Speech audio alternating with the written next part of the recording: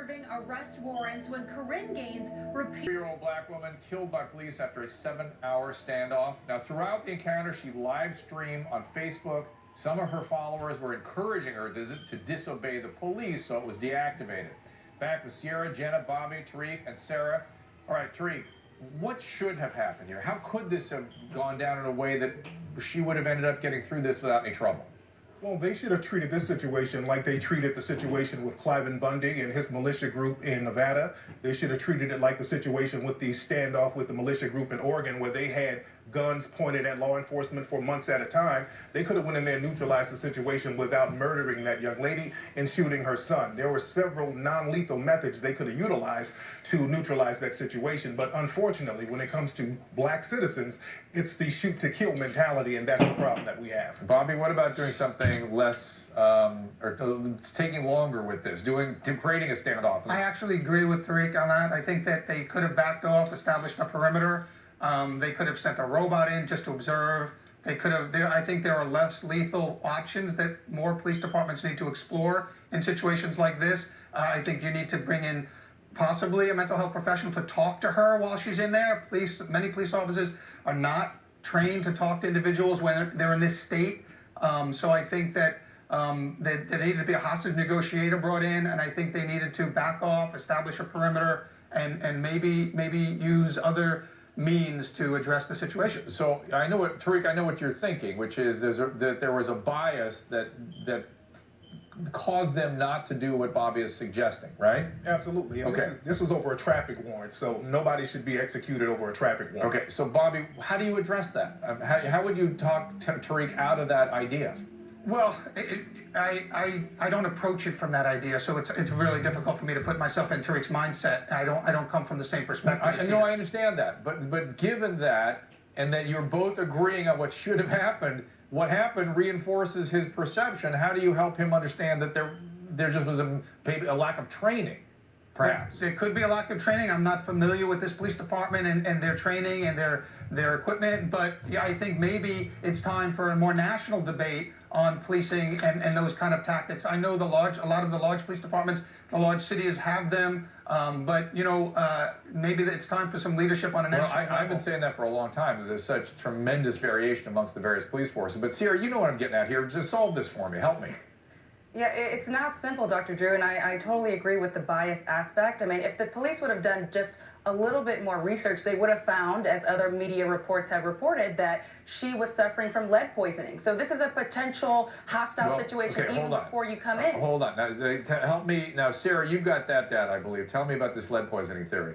Yeah, so... That's right. We have found that a lawsuit was filed on her behalf over lead poisoning that she was exposed to, that she suffered from as a child. As a child. To give you an idea of how severe it was, between the 7 months and 36 months old, the entire time she was tested incrementally, the entire time she was testing above the level that is considered safe of the amount of lead in a child. In addition to that, when her lawsuit was filed, documents show that it was determined that she had a history of problems with anger and impulsive behavior, but however had said there's no report of psychiatric or psychological assessment or any specific diagnosis of a mental illness. That said, she did consistently have high levels of lead. I also want to just add in, there's been a lot of discussion about this from a factual standpoint. The police are seen in some of that video that she posted. They are seen in the doorway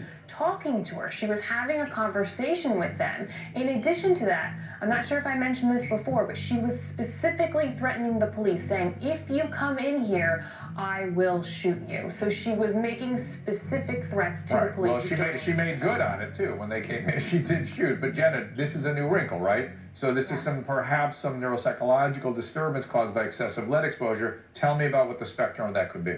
Well, I mean, it could be anything from mood disorders to cognitive dysfunction, but this these types But hang on, impulse control problems? Because that's what they're alleging. Yes, some impulse control problems, but being defiant, I don't think that's necessarily consistent with lead poisoning. I really think what you have here... What about the social issue plus the neurobiological issue, right? You put the two together and you've got a pretty bad soup. And it's 2016, and she's anxious. Her fight or flight system is activated. Her adrenaline is going, and she's thinking, yeah, if you come in here, I'm going to attack you, because, you know, she's surrounded by this. We all are at this point. Tariq, what do we do from a solution standpoint? I like to stay on the solutions. Can we solve this? Right, because I'm not really going with the whole lead poisoning narrative, because the thing is, the only lead that sister had a problem with was the lead coming from the suspected race soldiers who executed her in front of her son, and that's the narrative that we have to talk about. Why are we allowing black citizens to be executed with the Constitution violated on a regular basis?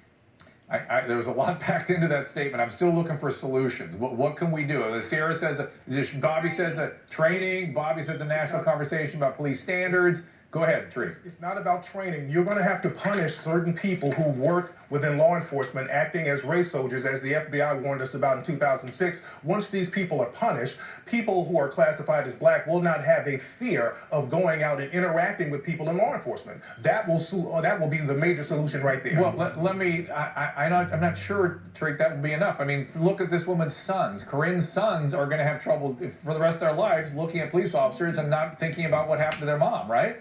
Yeah, even if that didn't happen to their mother, they're black children who still have to look over their shoulder and be fearful for police officers. Look at what happened with Tamir Rice in Ohio. You have black children who are targeted and shot by people who work in law enforcement. That's a problem. We got to stay on the solution. Bobby, you know what I'm getting at here. We got to do something, right? Yeah, I think that I wish that with all the talk that President Obama has done over the last couple of months and years on this issue, I wish he would have done a little more. They had a police commission that came up with some recommendations, but I think that he needed to be a little more out front of this issue and a little bit more of a leader on this issue. And maybe, you know, who knows? There's a lot of different possibilities. He could have appointed a czar, one of these White House czars, to start looking into these things and take the commission's recommendations, try to get them enforced. There's a lot of things that could be done, but you need leadership to do it. Sierra, last thoughts. It's also going to take the police officers who are witnessing this bad conduct by their colleagues to speak out. They need to blow the whistle. All right, so the profession needs to take care of itself. There needs to be some sort of increasing standards. There needs to be leadership. Tariq, you were nodding your head on all that. Can I have a little nod on that? Yeah? Yes, indeed. Okay. And we need to protect black citizens, too. Fair enough. Well, fair enough. All right, next up. Is cannabis candy responsible for a murder? The death